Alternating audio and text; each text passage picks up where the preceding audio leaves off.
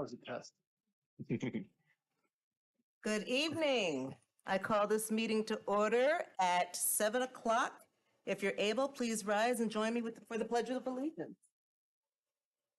I pledge allegiance to the flag of the United States of America, to the republic Which stand one nation under God, indivisible, with liberty and justice. May we have a roll call, please? Johnson, Here. Kelly, Here. Mufulski, Here. Orca, here, Leaks May. Here. And now approval of the agenda. Madam Mayor, I move the approval of the agenda with one amendment. I would move that we add a new item 4A in the presentations. This item would be recognition of Girl Scout Troop 76925, who is with us this evening. Support. Johnson, Yes. Mufulski, Yes. Kelly, Yes. Orca, yes, Leaks May. Yes. Right. So now we're going to move to those presentations. So I know that can't stay long, but I invite Girl Scout Troop to come up to the podium and just introduce themselves and kind of share what they learned today, if they'd like to. The floor is yours. Come on.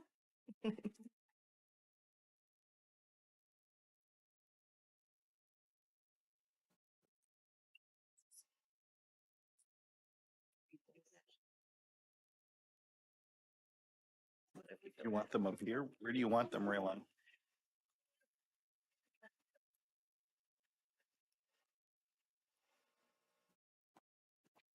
Hi. Leaders, the floor is yours. Same yes, 6 troop number 76925. We're in 6th grade, and today we learned elections and how they work Democracy. in democracy. We got to look at a sample ballot. And you got to ask some questions and you got to recite your pledge. Yes. All right. Well, why don't you give us that pledge one more time so we can remember it?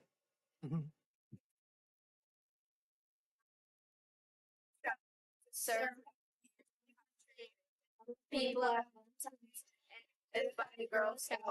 All right. Thank you.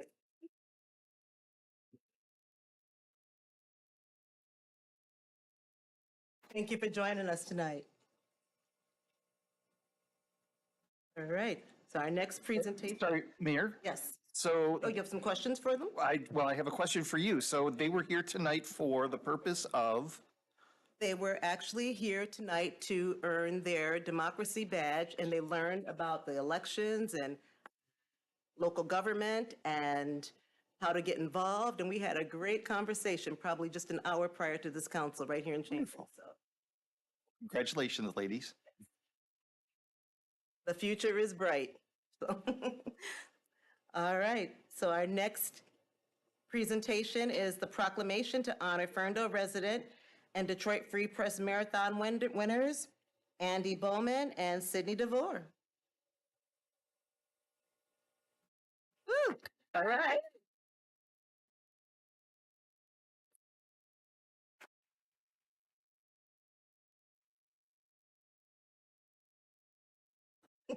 So I'll read the proclamation first and then let y'all speak on it.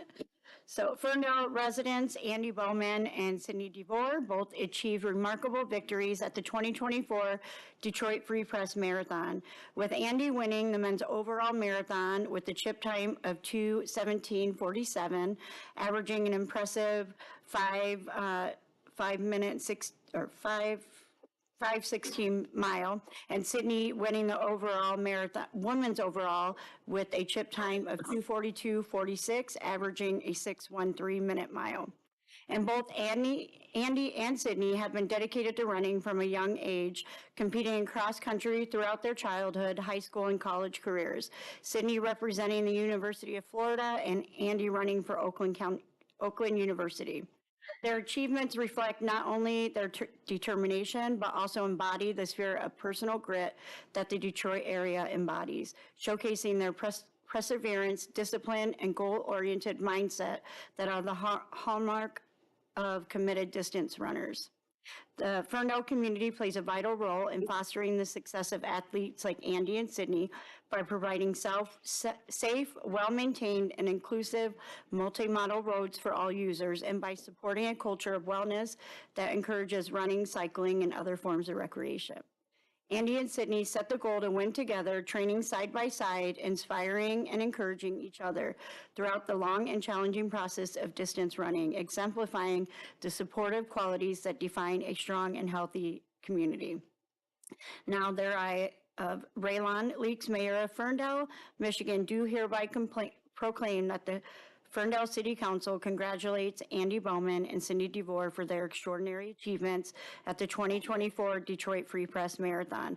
Their success reflects not only their own hard work, but also the strength of community that supports them, reminding us all of the power of partnership, wellness, and perseverance.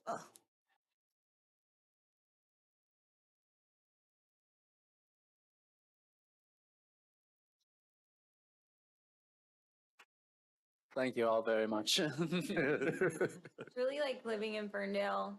The bike lanes, the roads are so wide. Everybody like gives us a lot of grace with our running, and it's been really fun to see the community kind of show up and be like, congratulations on our runs already this week. Everybody's like, that was you guys, you did it. Congratulations. We just love Ferndale so much. I feel like we appreciate the tolerance sometimes when we're running in the roads or yeah, it's a great place to train. Well, we're super proud of you. Do you want to come up and we can get a picture? Also, you want to come up, Mayor? Yeah, we can. Let's go take a picture.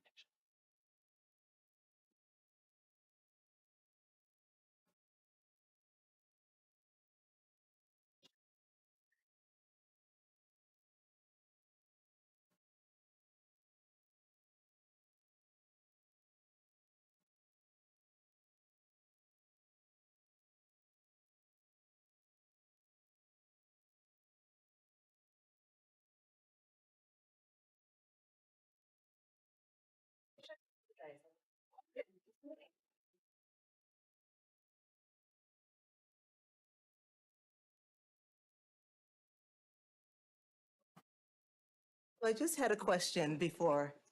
How many runners were in your race? Wait, get it right. Sydney? And how many were in your race?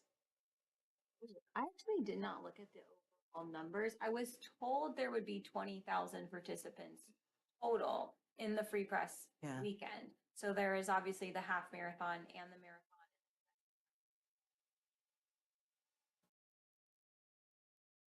But so I don't know the exact division of women, men, and which race. But I do know that 20,000 people, a record number of people participated this year.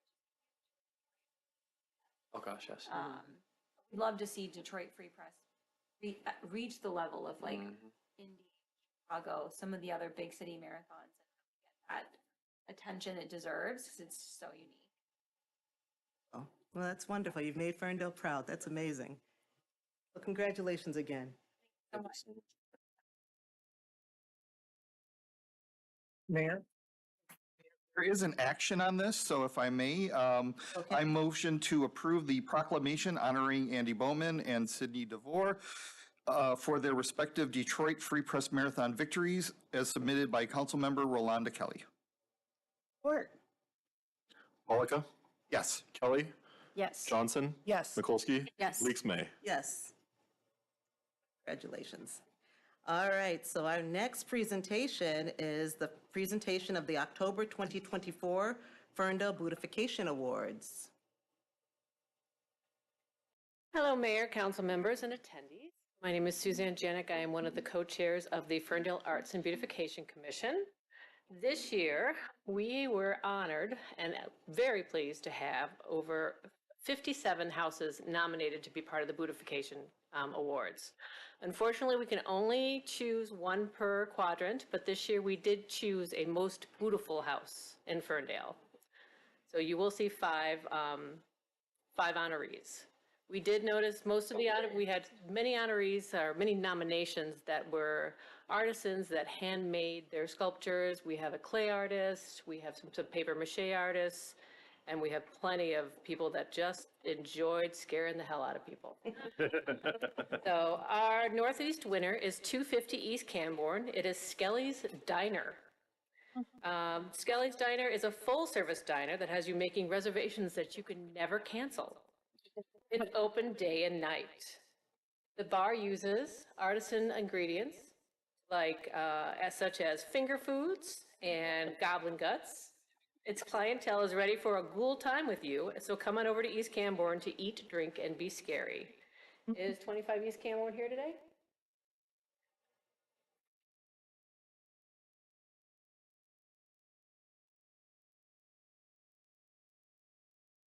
Would you like to tell us a little bit about your display? Well, yeah, sure.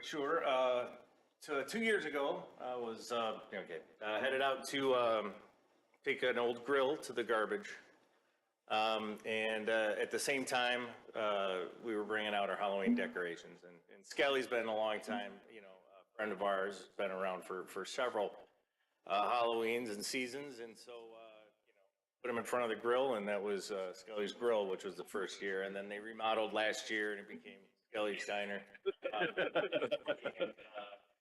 They opened up the bar side. So we had the bar going, and I think they said something next year that's going to be an event space coming. I don't know. But yeah, it's great to be part of a community that likes to have a little bit of fun, and we appreciate the award and being recognized by and enjoy it. It's a great time of year. It's also our anniversary. My wife couldn't be here, but we love Halloween, and it's great to participate. Give you the certificate, and if you Thank can you. hold on, we'll take a it. photo with everyone at the end.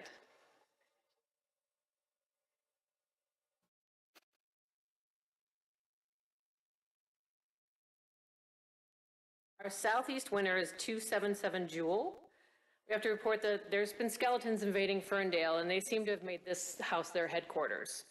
The yard's crawling with them. The dramatic lighting and the armies of skeletons of all sizes are trying to make their way into the house. This house is frightful day and night. The leader has planted himself literally front and center to wave at all the visitors as they come by. Is 277 Jewel here? Okay.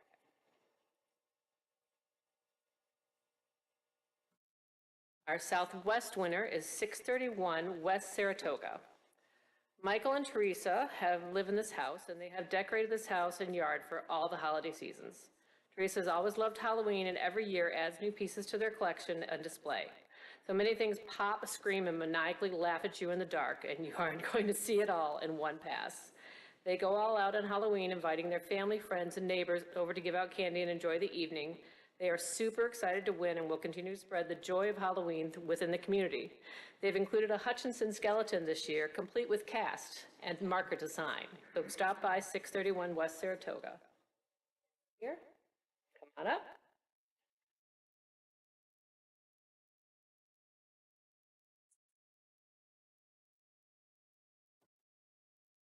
Would you like to tell us a little bit about your display? Yeah, sure. Teresa's been a major Halloween fan for many, many years, predating her arrival in Ferndale. And the basement is out of space, the garage is out of space, so if you please let us know. We had the skeleton last year, and a couple years ago, I don't know why I did, but I left him out after Halloween and decided to have him start. And we bought a Hutchinson shirt for it, and this year we randomly decided, hey, let's put a cast on it, and we got a little marker out there, by and signing it, and it's kind of cool. So we enjoy the community. It's a great spot, and we enjoy providing a little bit of scary fun for the children in the neighborhood. Pop-up pumpkin did make me scream. I will say that. Well, and we might have ring video of that.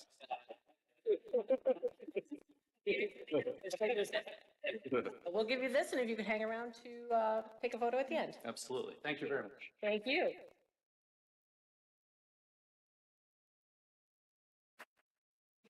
skeleton and his cast, along with the skeleton holding the marker to sign.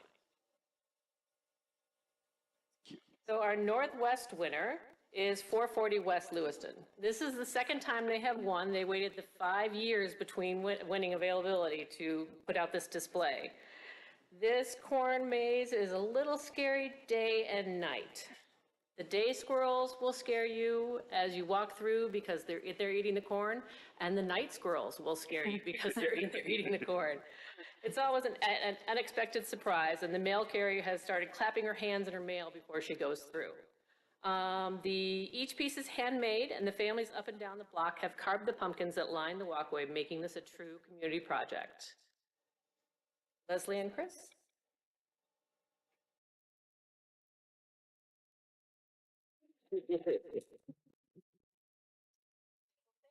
Yeah, this is a real honor. It takes a lot of work to put this together, and we have to change it every year, fresh.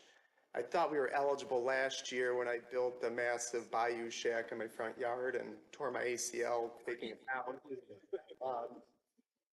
Yeah, so now I am the accidental Pied Piper of Ferndale, and it's horrifying when the rabbits are running over your feet. But yeah, need to thank your yard. It's been a lot of fun. There's a lot of disagreements and style when we put it up.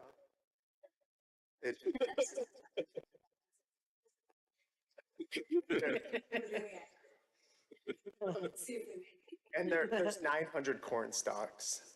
Yeah, 75 bundles of 12. So, you know. Yeah. Other than that, I don't know what else to say. That it's a lot of fun. Yeah. It's really fun to live in a vibrant city that this is accepted. And If you'll take that, and if you'll stay to take a photo at the end. absolutely. Thank you.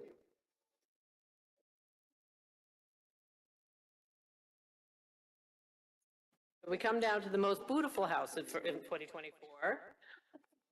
We have chosen 650 Alberta, which is the Beetlejuice house. This is their second year doing it. Is 650 Alberta here? Come on up.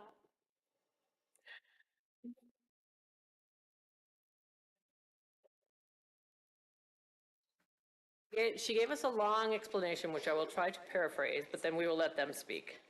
She said it started in 2023 with a few beers and the ordering of the animatronic Beetlejuice. Being good at building led to the information booth in the cemetery, and they're gathering things from Etsy and local artists that help things take shape. They've met many neighbors and admirers while the display was up. The new Beetlejuice movie ignited new interest, and Shears Ace employees even went as far as to help them color match the cocktail waitress. A sandworm was put up on a Ferndale free cycle from Oak Park, and it was snatched up and included in the display. We'll let you go ahead and discuss it. Thank you for the award. It's been a lot of pleasure. We just really enjoyed such a crazy year to have. All I got. Thank you. You're welcome. Do you want to say something, Lynn? Yeah, it's just been really fun. I think interacting with the community has been the most fun. Other cars come up and the guy and make him move, or just wander around the neighborhood, just either focused on your own stuff. Thing to meet all of our neighbors. Got them in popcorn. Pretty sure that I saw that sandworm on the free cycle. Now I know who got it. That's a,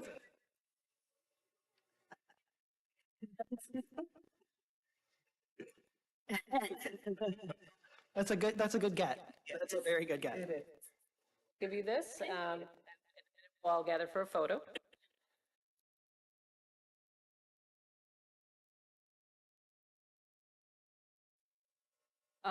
We will say that there is a beautification nomination map on our social media channels.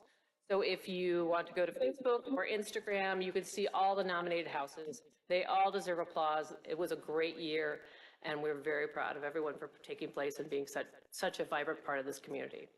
So next up is Holiday Lights. Nominations will open soon, and we'll give you the deadline soon. So thank you all, and have a great day. You want to come up for a photo?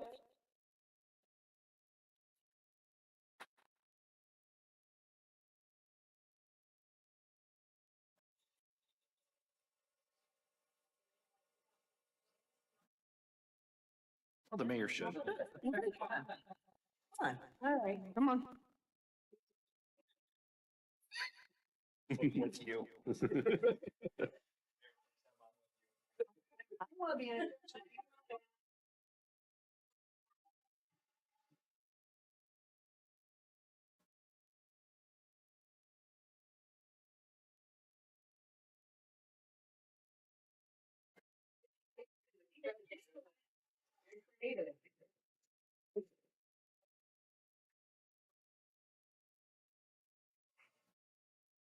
Have to bedazzle this.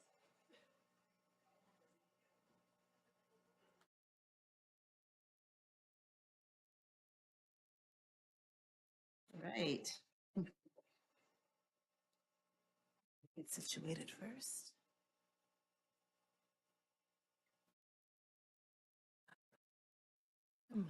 Next up, our presentation is the annual Ferndale Community Foundation call for grant applications.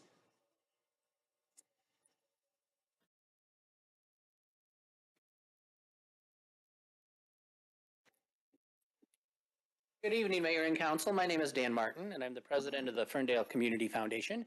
And it's that time of year again. For over 20 years now, the Community Foundation has been giving out micro grants to area nonprofits with the goal of improving the livability, the enjoyment, and the overall character of the city that we all love so much. So this year, the applications for grants are out. They're located on the city website. Thank you, city staff, for helping us get that done. The deadline is November 15th to submit them. This year, we're giving out a total of $25,000 in increments of up to $2,500. So if you are a nonprofit or part of a city agency that is looking for a grant, please download the app, fill it out. If anybody has any questions, my phone number is 248-672-4067. You can give me a call and I'd be happy to respond to those. But just by way of history, the Community Foundation is approaching 25 years old now. And just in the last 10 years alone, we've given away over $300,000. Really amazing, remarkable work, and a great group of people with the foundation who raise the money. Most of our revenue these days comes from Pride, Ferndale Pride, but really a Herculean effort and a grassroots one over the years. So I'm really proud to be part of this organization. With our treasurer, Greg Pollica, recognize Greg up here, as well as our other community foundation members include Sharon Chess, Jeannie Davis,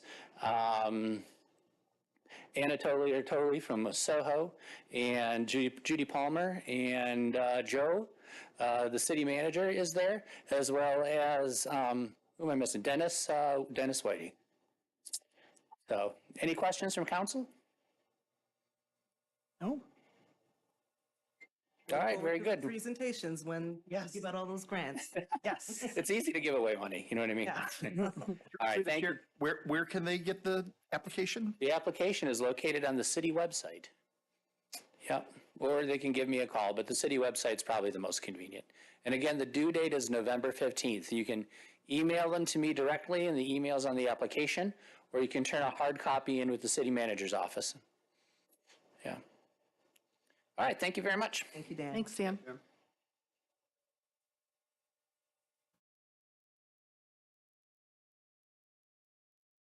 Let's check something here.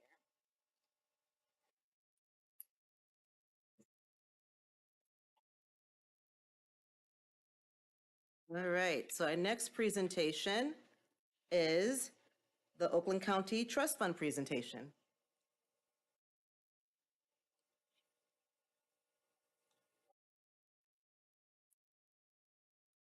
Lead presenter is Kyle Hines from Oakland County.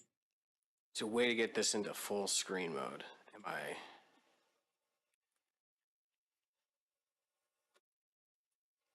Here we go. Anyway, look, okay. When I was first asked, I want to thank everybody. I'm Kyle Hines. I'm the Oakland County Housing Trust Fund Manager. When I was first asked to do this, I didn't realize I was have to follow Girl Scouts, the Beautification Awards, and two very talented runners. But so we'll try to make affordable housing fun. This is very, very important. So one of the projects I was going to talk about, I think you guys are very well aware of. So we'll kind of go through. I moved back here to serve as the Housing Trust Fund Manager not this past June, but June 2023. So I'm very happy to kind of highlight the work that we've done as the Oakland Together Housing Trust Fund so far. We've allocated quite a bit of money already, and we're looking to continue to do more and raise more money as we move forward. So with that, here's a basic overview of the Housing Trust Fund. It was created it was technically approved and authorized by the Oakland County Board of Commissioners in April of 2022. They had a little bit of staffing issue trying to get it up and running, but they were able to do that, and I was lucky enough to be able to be offered the chance to serve. So it was originally funded, or it's been funded with $18 million worth of ARPA, SLF-RF funding, which is state, local fiscal recovery funds, and then they also have an annual appropriation of $2 million of general funds of Oakland County. And it is to support the creation and preservation of affordable and workforce housing throughout the county. As of the date of its creation, Oakland County had run a report and a study that we have over 11,582 additional units of affordable housing that we'll need over the next decade.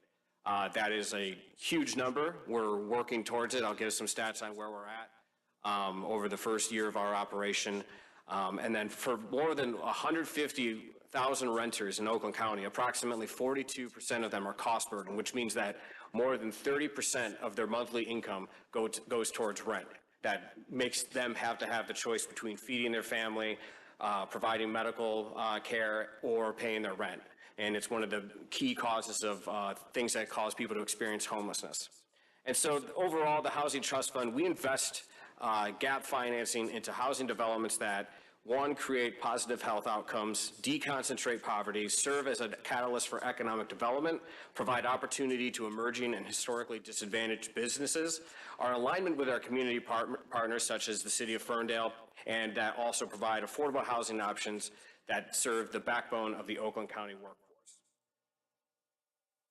So how it works, and this is how we allocate our funds. In general, we provide long-term gap financing to eligible, affordable, mixed-income developments. This is typically loaned to the projects at 1% interest rates for up to 30 to 40 years. Projects are received through an open application process, so we don't go find sites. We just react to what the market is able to make economically feasible for the provision of affordable housing in partnership with us and our community partners. The Housing Trust Fund staff, we confirm that there is actually a financial gap, that what we're investing in the project isn't over-subsidizing the project or not providing enough that it won't be successful. So we ensure project feasibility and that it's in alignment with those county goals that I previously mentioned. The Housing Trust Fund Board and the Board of Commissioners for projects over $1.5 million have to go. Any project has to go through our Housing Trust Fund Board for review and approval. Anything that's invested over $1.5 million goes to our full Board of Commissioners for their consideration and approval through the committee process, and then full board approval. Our housing trust funds are leveraged with other uses of funds because we're, generally speaking, a pretty small sliver of the entire financial gap. That way we can allocate and support more projects throughout the county. And so when we leverage our funds, we're working with low-income housing tax credit funds. We're working with federal home and CDBG grant dollars, MISHDA and MEDC financial resources, and then just traditional debt and equity, and then financial support through the investment of communities through pilots, brownfield tax increment financing districts, and neighborhood empowerment zones, and any other tax abatement that they'll come up with to help support the provision of affordable workforce housing. So our recent activity, like I said, we've been functioning for just over a year now. Our first board meeting was officially in September 2023.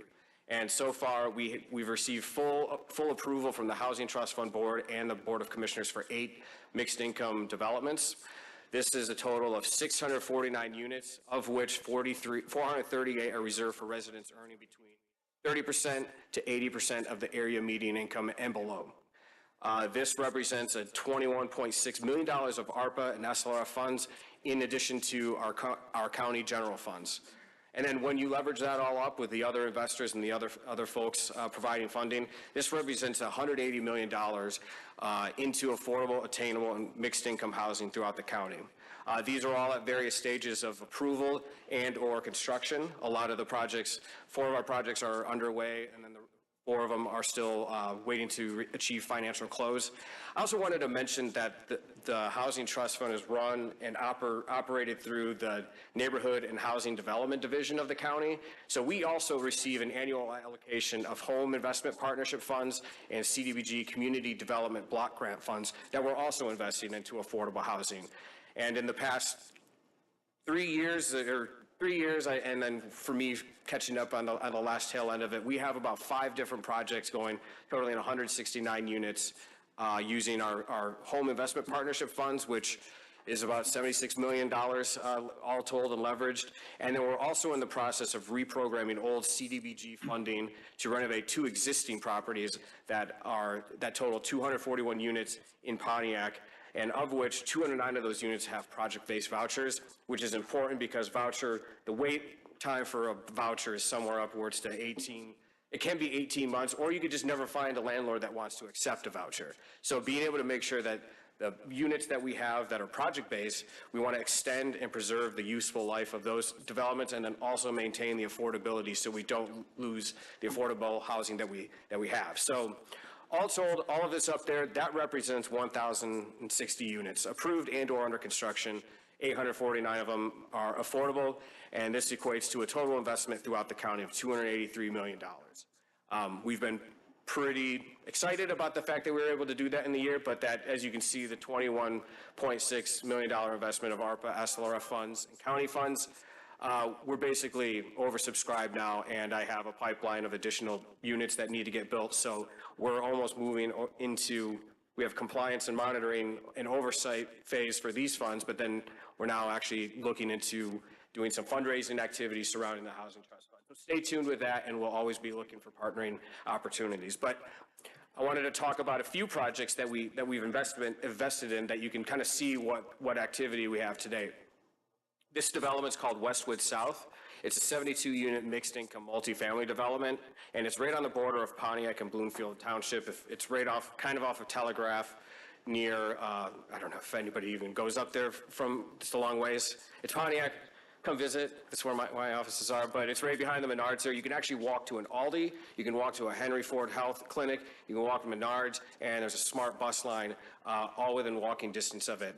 You don't normally think of this as being walkable, but you could live, work, and eat and play and do all the things you need to do from this development. The unique thing about this is that this is a new construction project that doesn't have any sort of federal subsidy tied to it. It's just basically traditional debt and equity like anybody would use to, if this wasn't affordable, it would just stand on its own. But they wanted to add affordability and have 18 project-based vouchers from the Pontiac Housing Commission, which is rare because new traditional market rate developers aren't trying to do project-based vouchers at the unit. But they've had such success on the first phase of this development, accepting housing choice vouchers, that they wanted to make sure that they had them tied to this project. So we invested $2.5 million into this development. And the building you see on the left there, that's actually, they started construction on that in May, and they're going to have a certificate of occupancy in January of 2025. So they move extremely fast, and they have a very good construction product where the remainder of the units are still kind of at semi-affordable rates that would qualify for 80% to 120% rents that you would see just if we had income restricted ourselves. So it's very successful. We're hoping we can continue to replicate projects like this that we can get on the ground super fast just because of the financing and the construction methods that they're using. Next project, this is 111 Oneida, and this will serve as an economic development catalyst and actually rehabilitate and reactivate a historic property that was constructed in 1929. Sorry, this is very old, 1929, and it's been vacant and owned by the Oakland County Land Bank since 2009. So for us to be able to come in there and partner with our funding, the Oakland County Land Bank, MISHDA, Missing Middle Funds, and the MBDC, as well as CDFIs, we've been actually able to make this project pencil and be economically feasible for residents earning 60% to 120% of the area median income. And we're also partnering with Ronita Coleman, who's a minority and woman-owned business / developer. So we're actually able to bring to the table someone that hasn't traditionally been able to access these type of funds or even get a project like this off the ground. There's a great article in Cranes if anybody wants to read about it, but we're all very proud to have been able to invest our funds into this development. And in Walton Oaks, this is a for-sale development that we used our general funds to invest in. And these are 11 for-sale homes in Rochester Hills, with 3 of the homes are actually reserved for sale to intellectually and developmentally disabled adults. So one of the biggest key components, and this is a blind spot that I didn't even really have, was when we presented this to our Housing Trust Fund board and I was reviewing the project, the biggest component is that IDD adults don't generally have to live in rental units and or group home, and it's not permanent. So when their parents and their families and loved ones pass, there's a lot of uncertainty on what will happen to their children. So this provides in perpetuity based on deed restrictions and condo HOA map that's recorded on the property. These homes will be reserved and owned by the IDD family, and they'll also, through the condo association, have supportive services, wraparound services to make sure that everybody that lives there is provided for and has that permanence of housing. So this is the first. We have a sister project called Auburn Oaks that will be breaking ground in March of next year. But we had a great, fantastic groundbreaking ceremony. You can see the shovel there. The one on the right is the first community that they did in Saline, but that's a representative community of what they'll be building there. And then here's some other Housing Trust Fund projects. I wasn't going to belabor all of them, but we have projects in Southfield, Royal Oak Township, Pontiac, and like I said, the other Auburn Oaks. The Wellspring Development is permanent supportive housing for those in opioid recovery. So that gets to the healthy outcomes, the options that we're looking to through providing affordable housing through the Housing Trust Fund. Royal Oak Cottages is in Royal Oak Township. That's activating 32 long vacant scattered site lots that are owned by the city that they're contributing to the project. And then Oakland Woods is Presbyterian Villages in Pontiac that we're going to do a renovation, substantial rehabilitation of that project to extend the useful life for seniors. And I think you guys all got to hear about this project last week. I will just say that this was a $1 million home investment partnership of Oakland County of our federal entitlement dollars. I got to, I've been touring it all along because we've been funding it and doing draw walks, but very proud to have been a part of this. That unit right there in the corner is going to be fantastic. Love the community space, but I'm hoping everybody got to have a chance to tour it. If not, please find your way out there. It's something to be very proud of, and Ferndale's support of this project should be commended.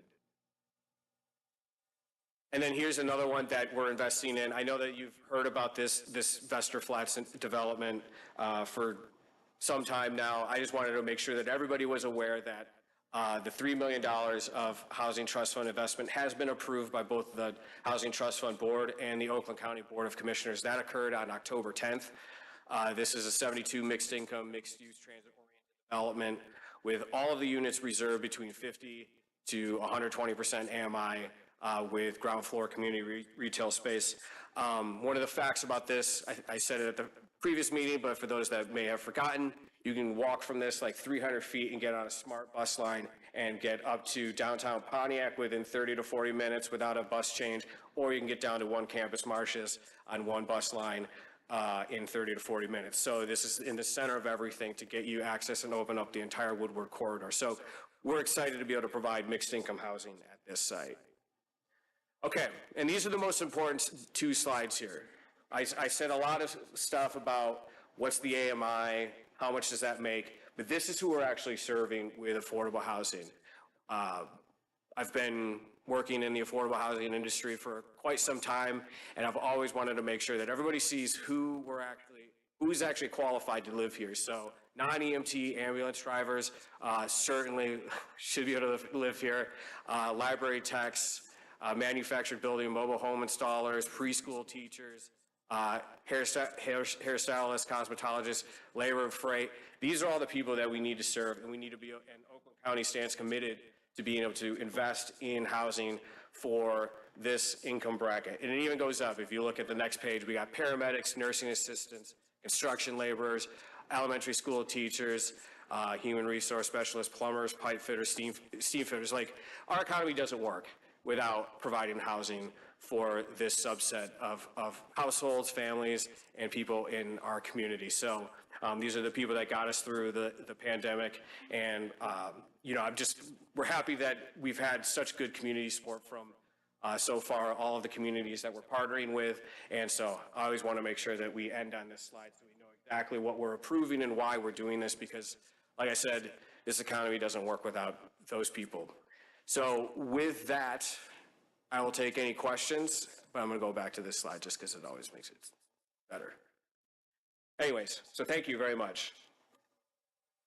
Happy to answer any questions. Open it up to council for questions, comments.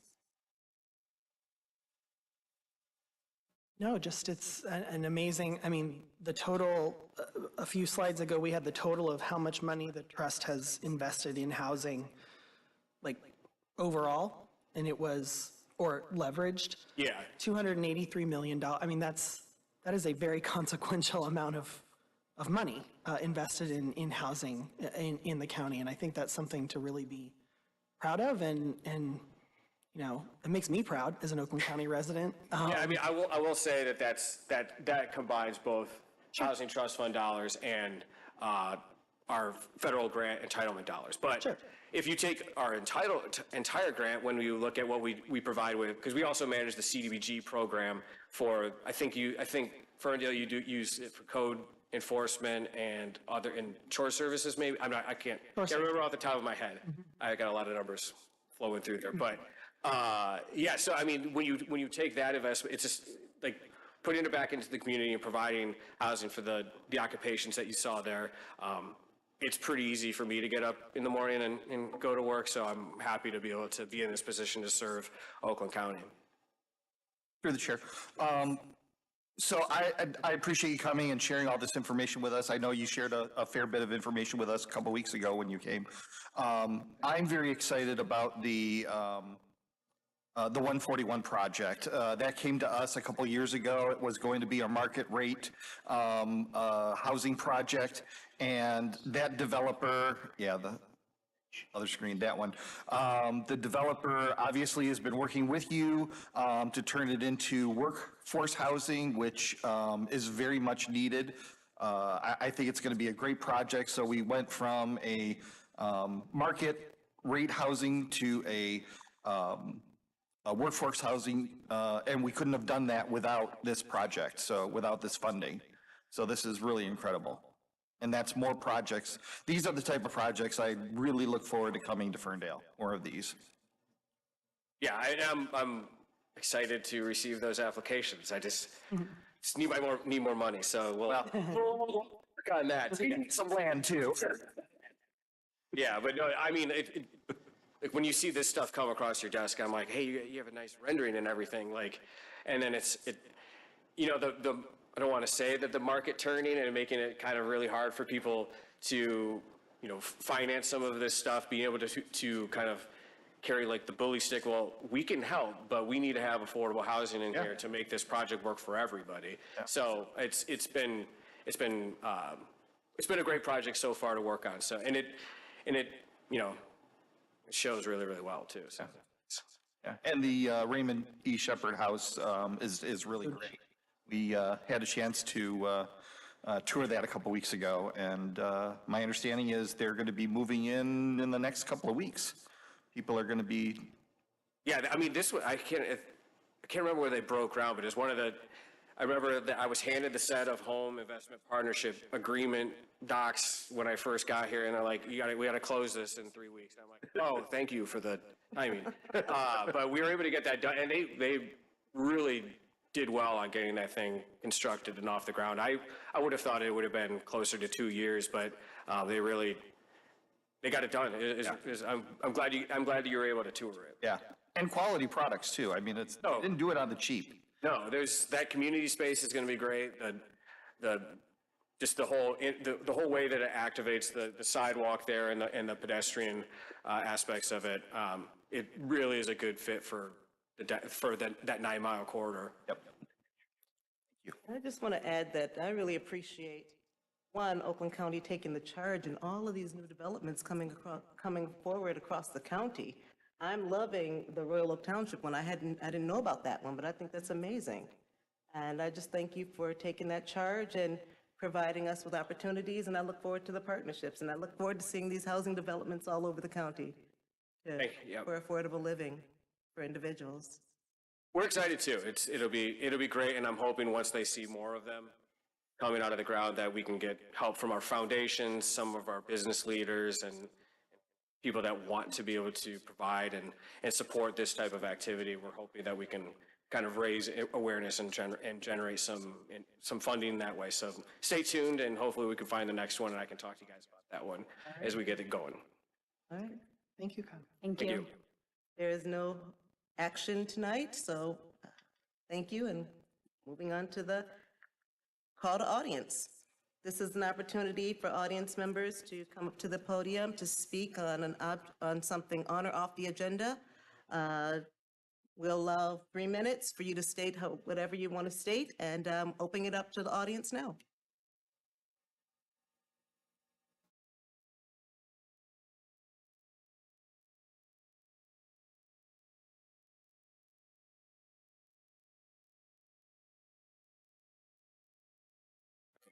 Yes, August at 1550 Spencer. At the last meeting there, I didn't realize just exactly how much damage was being done to our police vehicles and the officers' personal owned vehicles. And I am definitely for putting those vehicles down underneath, having a nice private, so to speak, parking space, something to where nobody can get at them, hopefully. And that I do support the Headley Amendment, and thank you for getting that sign up. But I do support the Headley Amendment, and hopefully police and fire and all them guys, they'll get their hands on the money first before city council does.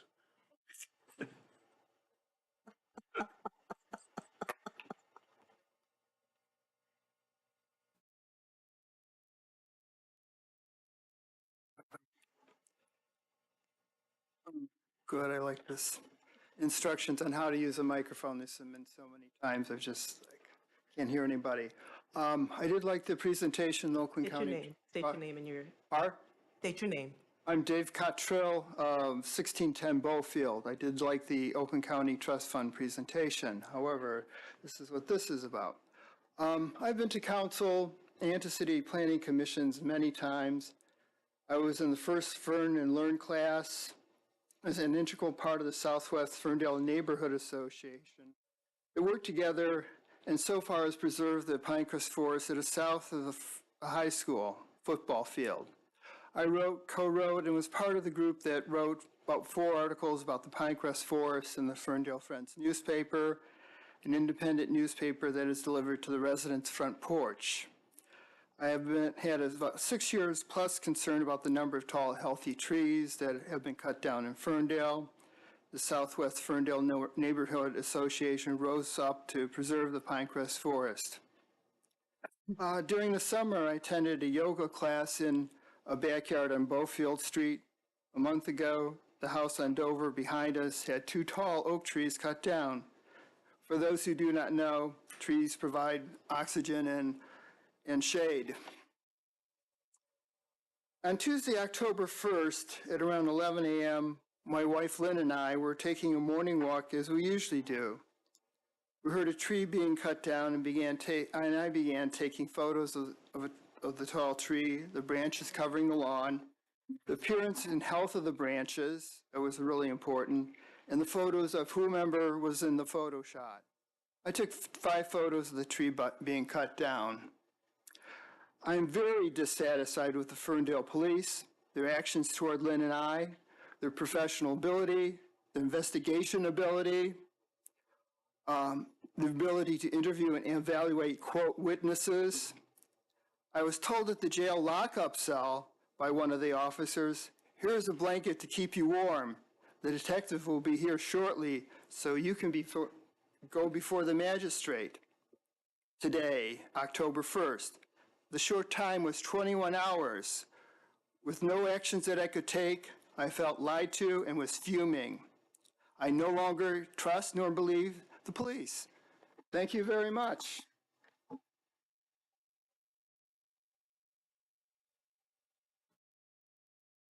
So my name is Lynn Cuttrill. I'm 1610 Beaufield. I'm Dave's wife.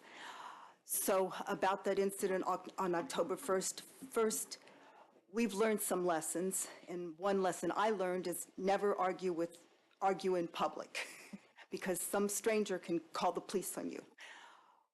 Then about the police, I mean, they were nice enough, but some of the witnesses were the people who were at the tree cutting, and the policeman told me that we were on Leroy Street by then, but the policeman went back. He said that 3 people had said that Dave punched me in the chest. That was absolutely not true, but they wouldn't believe me at all. As soon as they heard that, they were going to arrest Dave. Okay. But besides, I told them it wasn't true. Maybe their rule is a wife always lies, but I wasn't lying. But also, I'm 74 years old. I was allegedly just punched in the chest just minutes before. I'm walking fine, I'm talking fine, I'm breathing fine. Nobody said, "How are you doing?" because they could see I was fine. And they didn't care that we've lived in Ferndale for 32 years and there's been nothing. None of those. So I would like the police to have a little more perspective. Now, I don't know what rules they operate under. I don't know that. But, and not just believe, yeah, and believe me more. Okay, then the other thing is Dave was taken to the jail. He was held there for 21 hours from about noon on Tuesday the 2nd until just after 9 a.m. on Wednesday Wednesday the 2nd was when he got released. When the prosecutor looked at the whatever he looks at and said there's not going to be any charges. So 21 hours. And it's been super traumatic. Dave hasn't been sleeping very well. We haven't taken a walk together since October 1st, except for the half a block from our house. We live on Beaufield, right by the CVS, the half a block up to CVS and back to get our flu shot. But we haven't taken a walk together. We take walks by ourselves other times, but this is, the one night we were taking a walk at the same time, so I said, "Do you want to go east or west?" So we're not walking together, because I don't think it'll stay like that. We're not targeted people, but I kind of had a little bit of appreciation of people who are targeted, because that's what it feels like. I mean, young black men are targeted, right? I'm not in general, but it felt like it right now. Anyway, that's all. But I'm still glad I can call the police if I have a problem. Okay.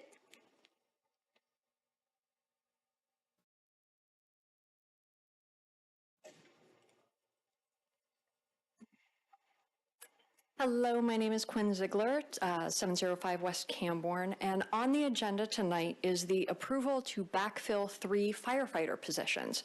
And I know that I'm not the only resident concerned about this level of turnover, and I'm here tonight because I hope to learn why they decided to leave and what will change here in the future to retain quality employees. In 2022, I volunteered on the Facilities Task Force, a group of residents who provided our recommendation on what should be done about our fire stations and other buildings. So I have a pretty good idea of what might cause good people to leave Ferndale. While on the task force, we toured our fire stations, and what we learned was disheartening. Our stations, built decades ago, aren't up to code today. Our first responders eat, sleep, exercise, and train in the area above the vehicle engine bay. Even though our stations have ventilation systems for vehicle exhaust, you can still smell that pollutant in the living quarters. The buildings contain asbestos and until recently did not contain a restroom for women. Residents can tour the 9 Mile Station on November 2nd at 10 a.m. or watch the video tour on the city's YouTube channel. The task force recommended replacing these buildings and providing our first responders with a safe and healthy place where they can do their best work. But if we want to make improvements, we need to commit to funding improvements. Earlier this year, I served as the chair of the Finance Review Committee. We residents recommended the Headley operating millage restoration question that voters will decide on our November ballot. If residents vote yes on this question, Council has committed to using the majority of these funds for replacing the fire station on 9 Mile and renovating the fire station on Livernois. Another portion of the funding will be used for paying fair wages to our city employees. Ferndale's most recent newsletter showed that a new police officer working in Ferndale could make $10,000 to $20,000 more a year working somewhere else. So I presume that this wage discrepancy for our fire and EMS team is similar. And if we want good people working in our community, we at least have to pay them as much as they could make working next door. So I am hopeful that closing the wage gap and improving working conditions will help keep quality employees here in Ferndale, and I look forward to learning more about your perspectives tonight. Thank you.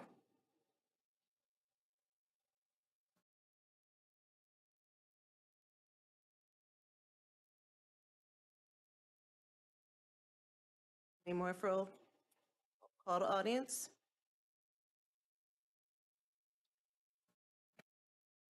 Close a call to audience at 7:56. We are now moving on to the consent agenda. Item 7A, approval of the October 14th, 2024 meeting minutes. 7B, approval of the purchase of the mini skid for DPW from Carlton Equipment Company for $37,911.05.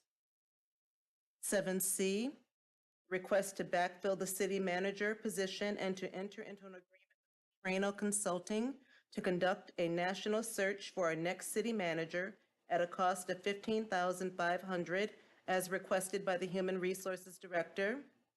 7D, approval to backfill 3 firefighter positions. 7E, approval of the resolution recognizing November as Family Court Awareness Month in Ferndale. 7F, approval of bills and payrolls as submitted by the Finance Director and subject to review by the Council Finance Committee. Who will make a motion? I move we approve the consent agenda. Support? Johnson, Yes. Kelly, Yes. Mikulski, Yes. Polika. Yes. Leaks May. Yes. Now we're moving on to the regular agenda, which is item 8A, approval of the amendment ARPA Chore Grant Agreement with Oakland Livingston Human Services Agency as submitted by the city planner.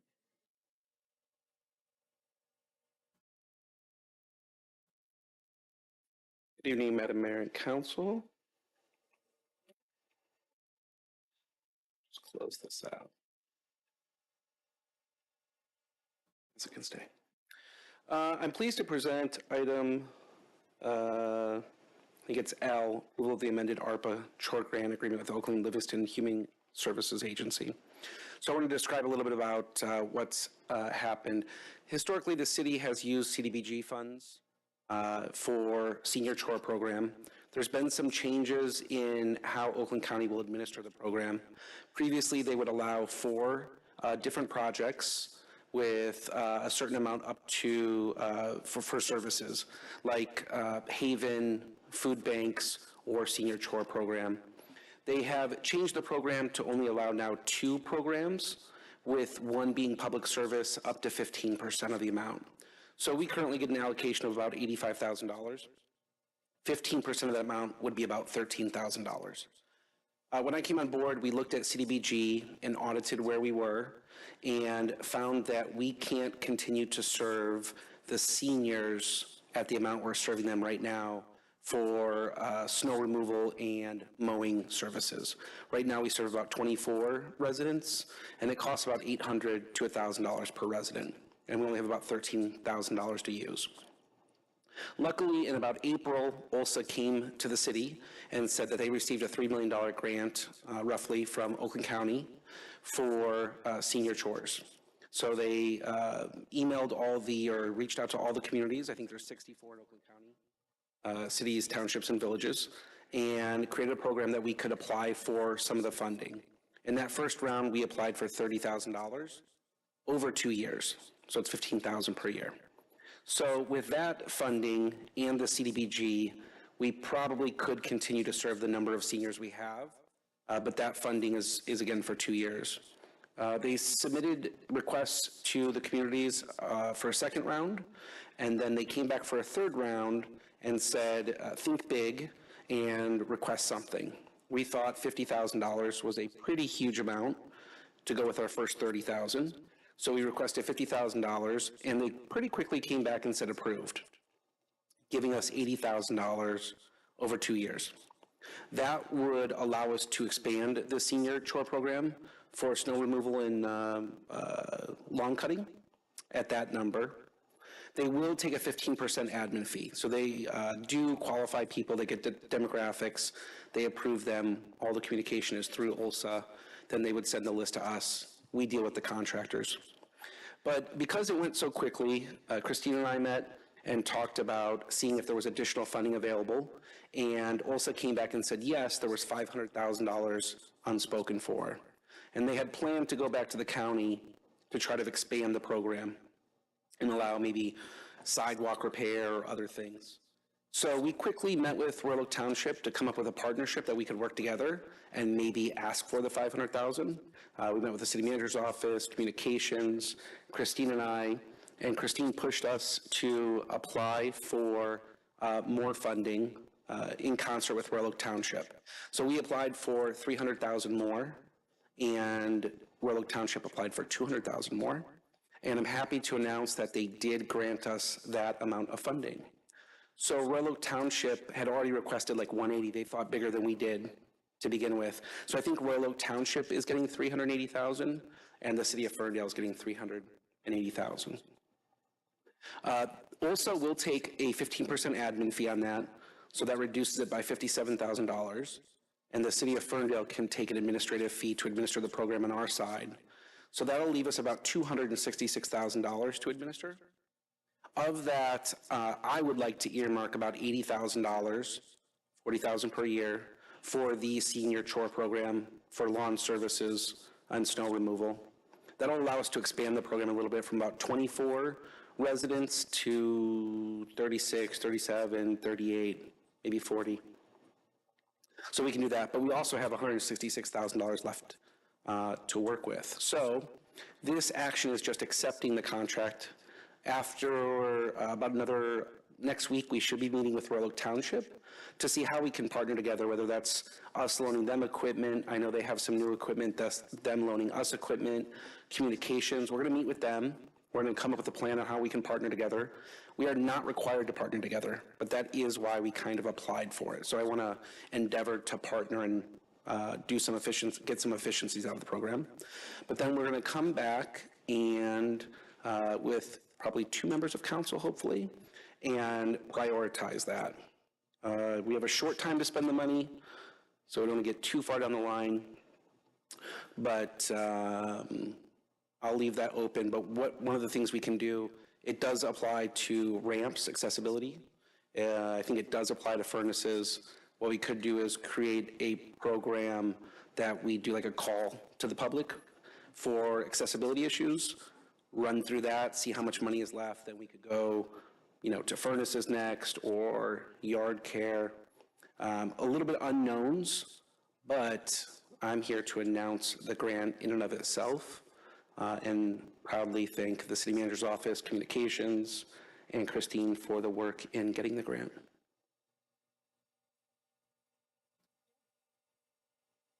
I open it up to council for any questions, comments, or discussion. I'm sorry, like, Pro Tem Mikulski and I are just like grinning at each other like idiots because this is just, it's so incredible. This is such an incredible thing. I mean, thank you.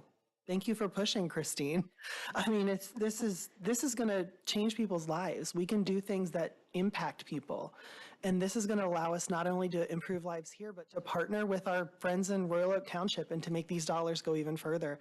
I mean, we're really hitting checking all the boxes with this. This is just incredible. So yeah, all I can say is thank you. This is such an important thing. Thank you for the hard work. I don't show it, but I'm giddy on the inside. This is so huge. Yeah, through the chair, I would like to echo those sentiments. I cannot say how much I appreciate all of this, and especially reaching out to Royal Oak Township. We have been striving to bridge that gap and develop partnerships and have these mutually beneficial relationships. And going that route and then getting us this level of funding for both cities, it's immense. And I don't think it's hyperbole when Donnie says that will absolutely change lives. So this is a massive win for the city. And again, all credit to everybody who is involved in this. Thank you. And I was just wondering, Roger, when you have those conversations, could we kind of come in and kind of hear about it and hear what the city of Royal Oak Township wants to do regarding that funding? I mean, I know that they've been struggling, and I would love to, they've been actually wanting to have a partnership with us for a long time, and I would love to be there and just kind of hear the conversations, if that's all right with you. Yeah, I would love it. I think we're sending out an invite or trying to get maybe next week. We'll have Fire Chief Robinson because we provide fire services there, and yard cleanup relates to potential for fires. DPW Director James Jameson in communications. And so we want to hear them out because I think there's things that they could also do for us. But one of the ideas is we can do one big RFP. Now they want to utilize their in-house DPW. We're going to utilize third party. But I think by doing one RFP, they might find it's actually really hard to clean up large cleanups. There's work there. There's work on maybe potentially them using the Southwest Storage Yard to store some items. Us doing some communication work for them. Maybe them being a first contact when people call. So we have to figure all that out. But if you'd like to be a part of it, I would love it. And sometime maybe next week. Sure. I'd like to be a part of that as well. And are you including Alicia from the city? Alicia will be there. And what would be great is, my vision is 2 council members. So if you 2 are willing to kind of take it on. All right. Yeah. That's Thank you. Great news. It's been a lot of good news tonight. It just feels good. This council meeting feels great. Yeah. Finally. So I move that we approve the amended ARPA Chore Grant Agreement with Oakland Livington Human Services Agency and authorize the city manager to execute the grant related documents as submitted by the city planner. Support. Johnson? Yes. Mikulski? Yes. Kelly? Yes. Polika? Yes. Leaks May? Yes. Thank you. We are moving on to item 8B on the regular agenda, the Workforce Housing Ordinance Adoption.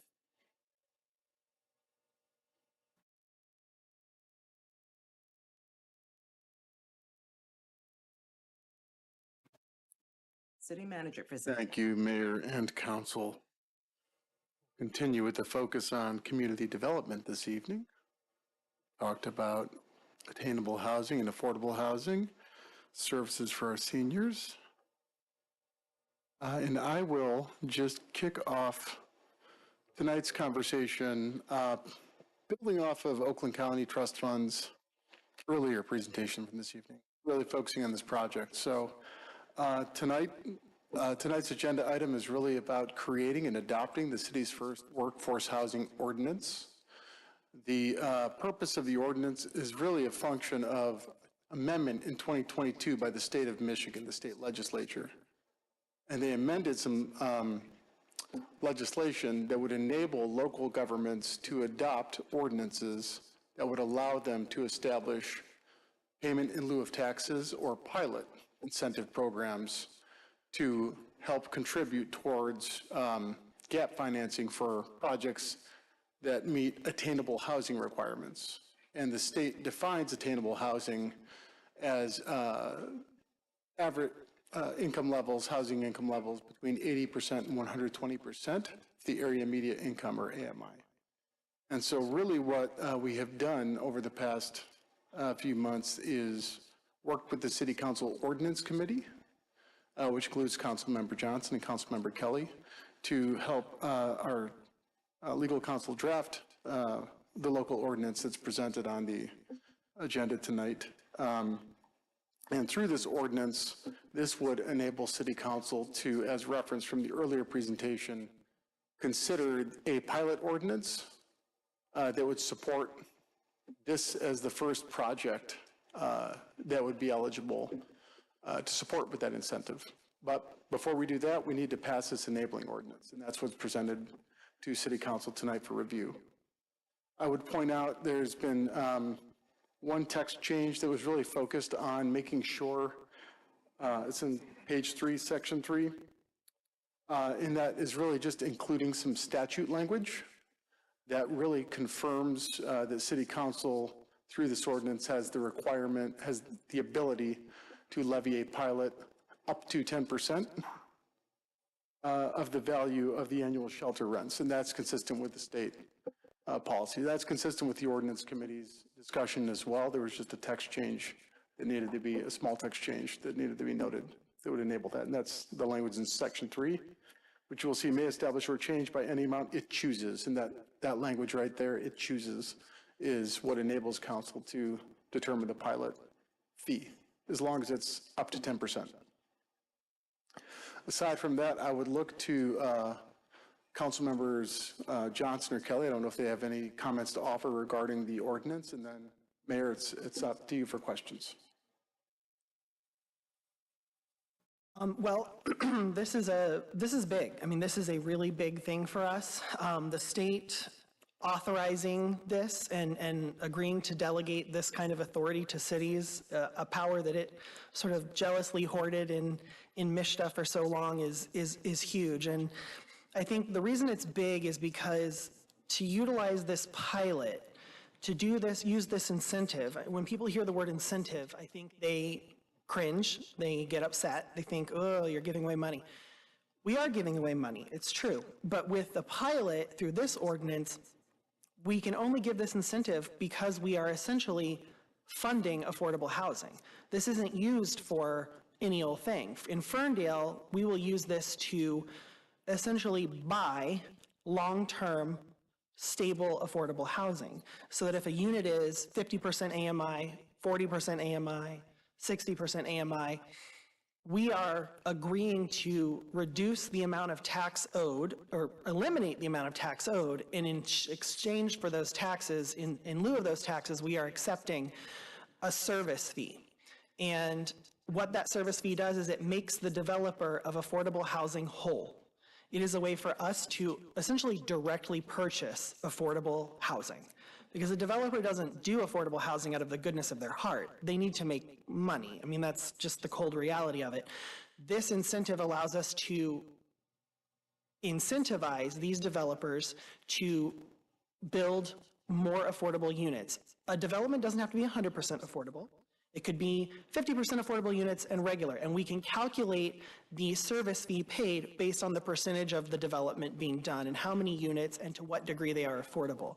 But this is, I really wish I could express what a powerful tool this is for local governments to have. And the fact that we're able to do this tonight is going to be huge for Ferndale, because our values for development lean toward affordable housing. They lean toward bringing more diversity, economic position diversity for residents, and this is going to make that happen. And this is transformational for us.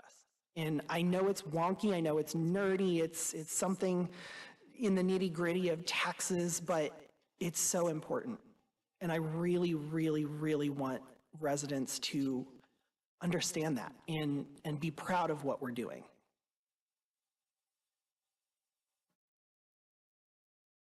I don't think there's much else to say. So I do have a question. With this being a pilot here in Ferndale, is this common in other communities that we know of? Through the chair, yeah, Oakland County Trust Fund, Kyle Hines mentioned that all but 2 projects citywide or countywide supported by the trust fund have required local incentives, the majority of which is pilot program. And I will note that tomorrow, the Detroit City Council should be adopting Detroit's pilot enabling ordinance. Madam Mayor, if I could just add, this, through the chair, this provides the framework for council to consider applications. This is the authority for council down the road at some point to consider an application with respect to a particular project. There will be controls. There's a requirement for a restrictive covenant that the commitment of a developer with respect to a percentage of affordable housing actually is recorded with the property. That restrictive covenant obligates the developer. So there is controls with respect to what is committed by a developer. And again, you all collectively will have the opportunity to consider pilots in the future, given, should council elect to adopt the ordinance this evening. Through the chair, that actually brought up a question that I had. So section 1757C references enforcement and monitoring of compliance with the restrictive covenant, up to allowing for termination of the exemption and repayment prior tax savings. There wasn't specific compliance measures really detailed out. Is that something that would live within the restrictive covenant? Through the chair, yes. I mean, the actual restrictive covenant, there's already a template that's designed for that. There will be additional detail depending on what an application may look like once it's submitted to city for consideration, if should that occur. Okay.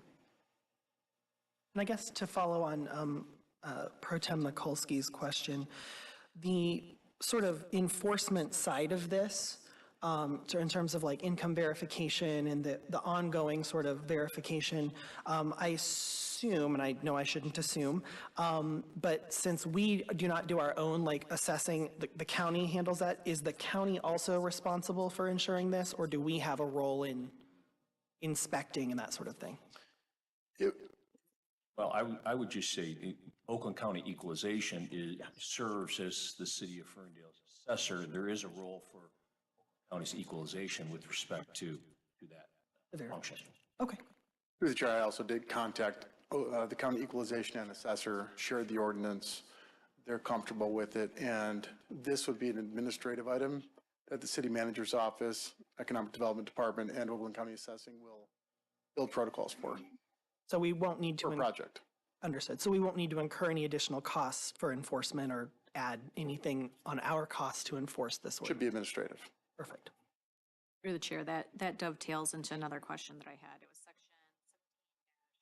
section 53F that allowed for an additional amount to be levied if the County Board of Commissioners passes a resolution, but the ordinance does not provide details on how that amount would be calculated or what impact it might have on the overall affordability of the pilot.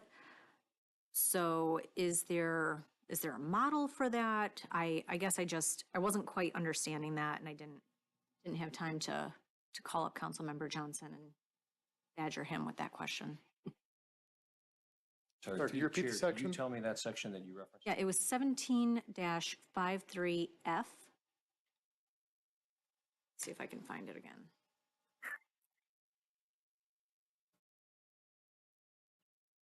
During the service charge? Oh, okay. I think I know, I see what this is. So Mr. City Attorney, if I might, I think, so what this means is if we grant a pilot and, or we enter an agreement for a service fee and the Oakland County Board of Commissioners, for whatever reason, decides that a larger service fee needs to be charged, again, I don't know under what circumstances that would happen. The state law contemplates that, but I don't think anybody knows what that really looks like. Essentially, the Board of Commissioners can override our service fee agreement. They can, by their own vote, say the service fee on this project needs to be increased. I gotcha. But the circumstances of why they might do that, I do not know. And then through the chair, I have one last question. Is there a mechanism to renew or extend the restrictive covenant, or I can't say the word, covenant, beyond the initial 15-year term, basically to continue affordability? My understanding, there can be one, I think up to one renewal. So for a total maximum amount of 30 years.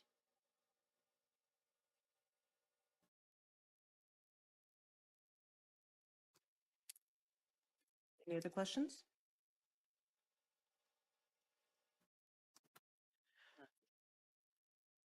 I move that we adopt the City of Ferndale's Workforce Housing Ordinance number 1290 as submitted by the city manager. Or Johnson, yes. Kelly, Yes. Mikulski, Yes. Polika, Yes. Leaks May. yes. Oh. Yay. Yeah, that's, well, okay. Surprisingly, I'm smiling after this meeting. Anyway, so now I open up to the city manager for department head updates. Thank you, Mayor. We will actually begin with the city attorney tonight to offer a comment on an amendment for the next council meeting date. Thank you, Mayor and Council. It's come to my attention in looking at the calendar that Council's next regular scheduled meeting, November 11th, is a Federal Veterans Day. Your rules of procedure would provide that the next regular business day would be the date for the council meeting. It's my understanding in talking with the city manager that both staff and perhaps council would like for that to be moved for one additional day, which would be Wednesday, November 13th. And so if council agrees, it would be appropriate for you to consider a motion to schedule your next regular meeting rather, given the holiday, for Wednesday, November 13th at 7 p.m. Can I make the motion now? Through the chair, I move that we move our November 11th council meeting to November 13th. 7 p.m.? 7 p.m. here in council chambers. Or? I don't have to say why. Polika, Yes. Kelly, Yes. Johnson, Yes. Mikulski, Yes. Leaks May. Yes. Thank you. Thank you, Mayor. I'm actually going to let the, I'm going to shake things up, keep people on their feet. So Dean, we're going with city clerk. All right. Big thing is we have an election a week from this Tuesday tomorrow. So November 5th. Polls on that day will be open from 7 a.m. to 8 p.m. per usual. So just go to your traditional polling location if you haven't voted already. Early voting is happening right now. It goes all the way until this Sunday. It's open from 8:30 to 4:30 each day, with the exception of Thursday, October 31st, or Halloween. The early voting will be open from noon until 8 p.m. that day. It will be held at Hazel Park Community Center. Absentee ballots, we've received about 61% of them back, a little over 4,000. I think we're still waiting for about 2,500 absentee voter ballots. So if you have those, feel free to please turn them in. Other than that, we're good to go for the election. I would add that city, we've agreed to suspend in-person services at City Hall for that day, so everyone can just focus on election-related activity. So we will be putting out communications for everyone to We will still be having services remotely. We proved that we could do that for a couple of years. So we're working with directors in IT to provision that. And so you will still be able to contact water billing and talk and have calls about your taxes and other financial related activities. So look for those communications this week up through Election Day. All right, next, Chief Emmy with an update from the police department.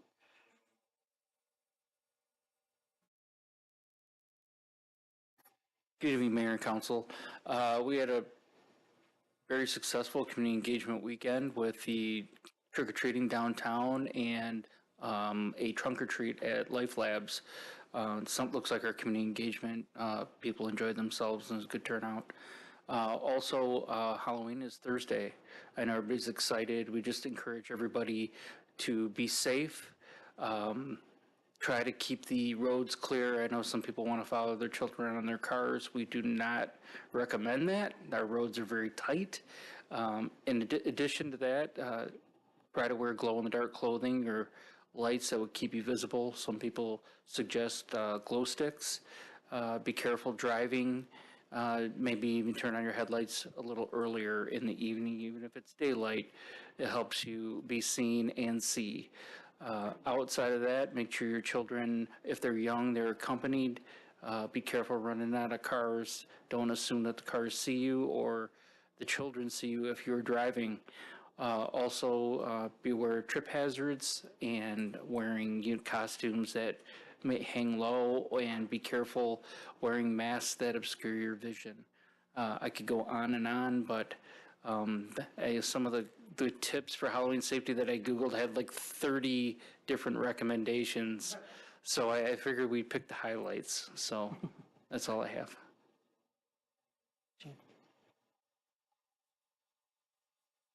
Okay. Next, I'm going to invite our intrepid Special Events Director, Michael Larry.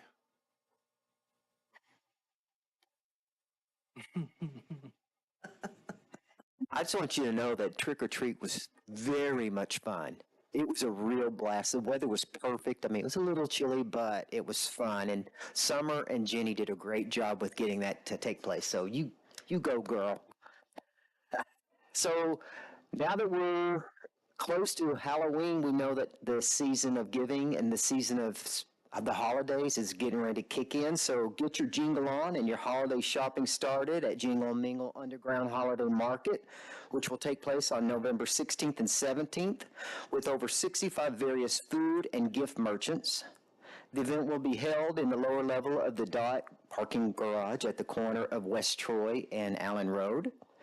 Enjoy the magical DJ sounds of the season and live entertainment from the Ferndale Holiday Brass Band, Sing Out Detroit Chorus, and more. While at Jingle and Mingle, take a stroll into, I should have brought my reading glasses. While at the Jingle and Mingle, take a stroll in downtown for more shopping and or dining at the various different restaurants.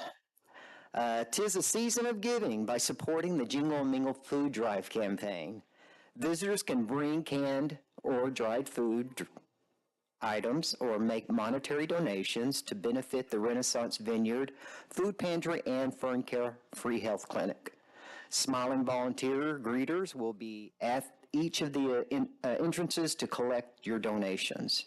Of course, if you're not able to attend the event, or if you have more to give than just on the November 16th or 17th, you can make donations also at these several different locations between November 1st and November 22nd, such as Vibe Credit Union, Huntington Bank, Credit Union 1, Les Stanford Buick and GMC, Ferndale Area District Library, and of course here at Ferndale City Hall. So we hope to see you on November 16th and 17th for the 3rd annual Jingle Mingle Underground Holiday Market. Thank you, Michael. Mayor, I'll close us out with a slew of updates. One, I want to thank all the residents who have reached out to our office with questions about the ballot proposals next week. We've received quite a number of them over the last 2 weeks, and so just a reminder to the public, those do go directly to me, and we do work with staff to respond as soon as possible. If you have any questions, you can email us at 2024proposals@ferndalemi.gov, or you can call me at 248-546-2360. I'm happy to respond as soon as possible. Also, note from staff on Halloween communications, we're getting a lot of questions about official trick-or-treating hours. We don't have any official hours.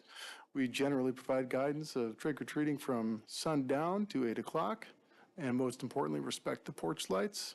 Our communications department will be putting on your general basic informations for safe Halloween trick-or-treating in Ferndale over the next few days.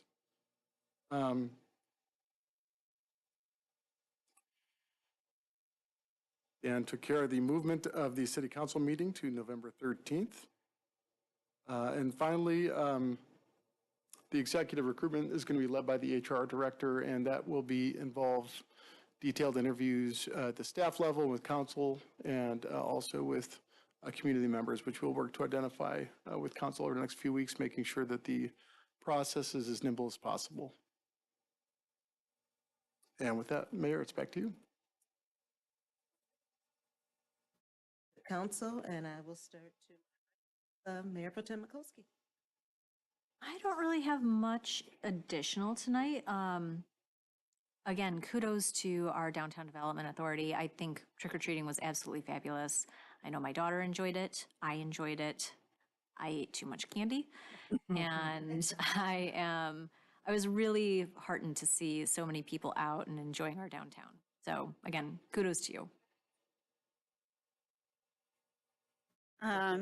Yeah, so I wanted to say the same thing. Thank you to the DDA and all you did to make that super successful. It was so much fun. The weather was great, although Councilmember Paulika put us on the opposite side of the sun, but now we know for next year. But yeah, good job on that. And then also great job to all the beautification nominations. There were so many houses. That's another commission that I'm a part of, and we got to go out on the bus and look at all the houses, and it was so much fun, and there were so many different houses to look at. And then I'm also involved with the Parks and Rec Board, and we are looking for some people to join. So if you're out there and you want to get involved in the city and you're excited about Parks and Rec, you can go to the homepage under Apply and go to Boards and Commissions and put your application in there, and you get to see me every month and a lot of other wonderful people. And thanks to Dean for all your hard work on the election so far. And I know your next few weeks are going to be extremely busy, but we really appreciate you, all you do. Thank you.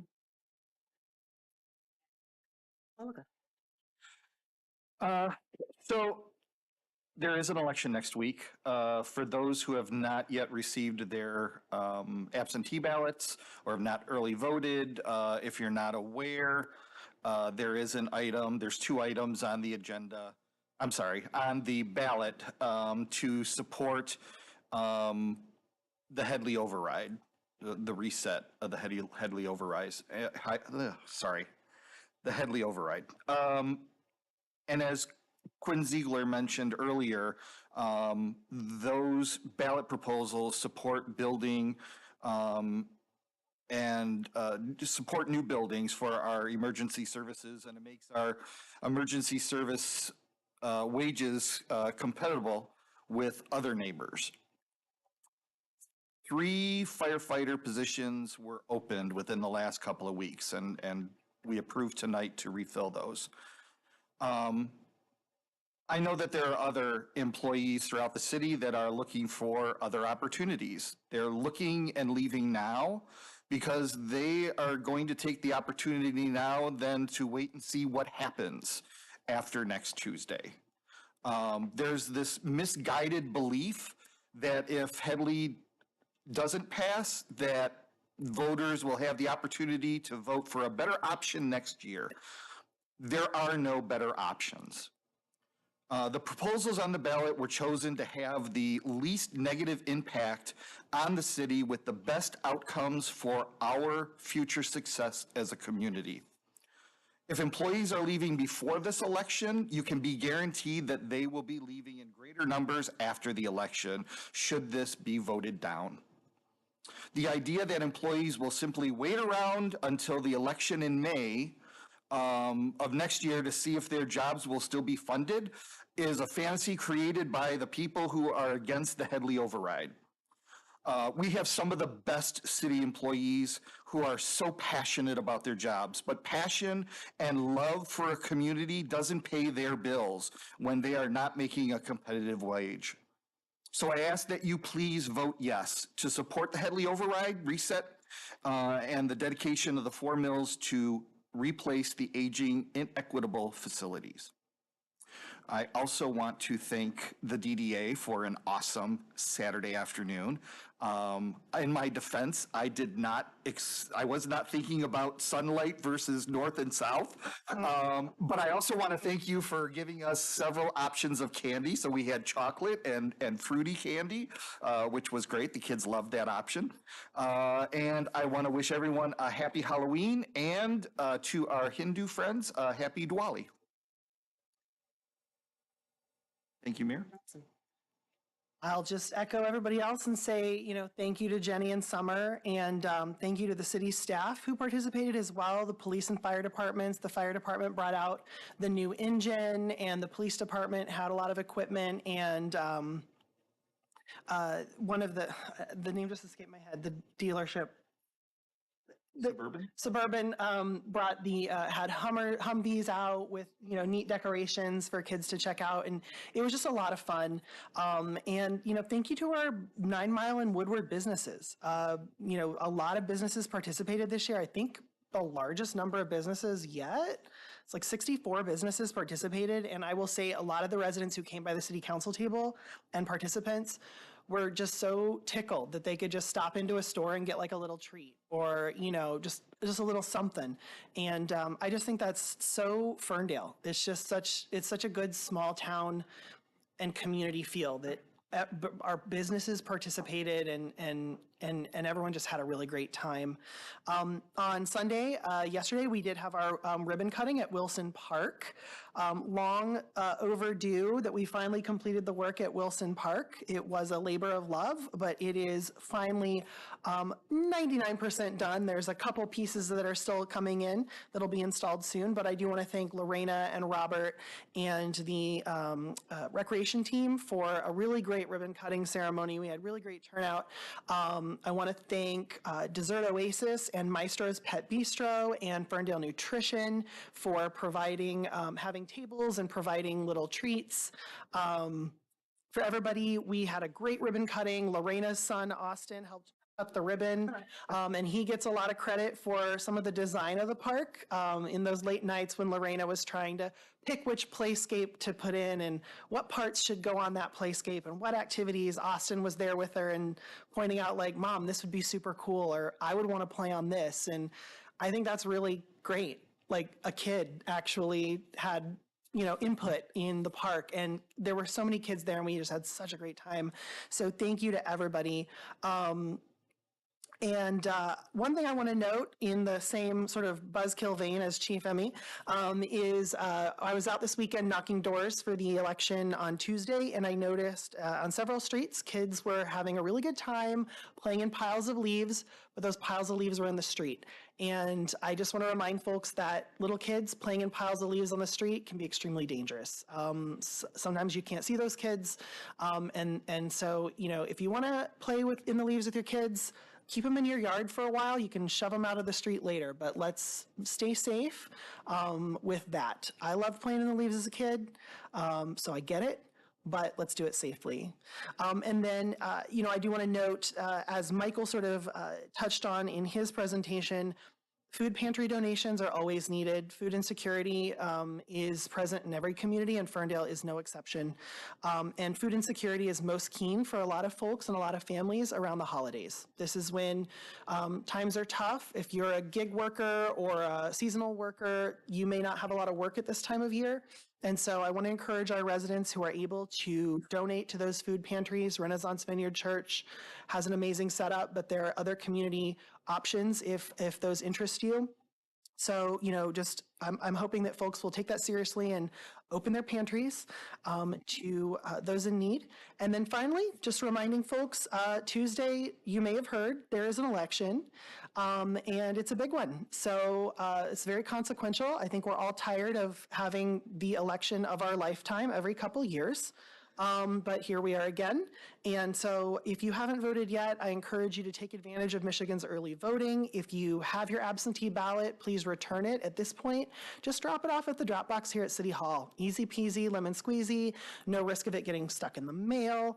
As several of my colleagues have said over the last few weeks, I do hope that residents will support the Headley override and allow us to continue to maintain the amazing services we have and support our public servants, especially those that are putting their lives on the line for us every day in the police and fire department. So thank you all very much. My goodness, I think everyone said everything. So I just also want to echo, thank you, DDA. It was a wonderful event. The kids were so happy. There were buckets filled with candy. Everyone was generous. It was a lot of fun. Thank you for always putting on a great event for community, for the kids. And some of those costumes were just amazing and so creative. I also want to take this opportunity to also echo the importance of the Headley override and also the charter amendment. So next week is crunch time. The community, we need your support. It's at stake. And who's going to be supported because of it. I plan to vote yes. I hope that you plan to vote yes, and that we can continue to retain and attract talent in our police, fire, and that we can also have a recreational facility that will be utilized by all of us in one capacity or another. It's not just for one population, it's for all of us. So say yes, and let's get it done. And also, I want to take this opportunity to thank the Ordinance Committee. You all work so hard with revisions and going over these ordinances, and I just want to plug to both of you for really working hard to help us get it right and being on point as far as these ordinances. It's a lot of work, and it's hard work. I served on that committee before. It's time consuming, and you have to go through lines and lines and lines of revisions. So I get it, and I appreciate you both. So with that being said, have a safe Halloween. And I adjourn this meeting at 8:41. Thank you.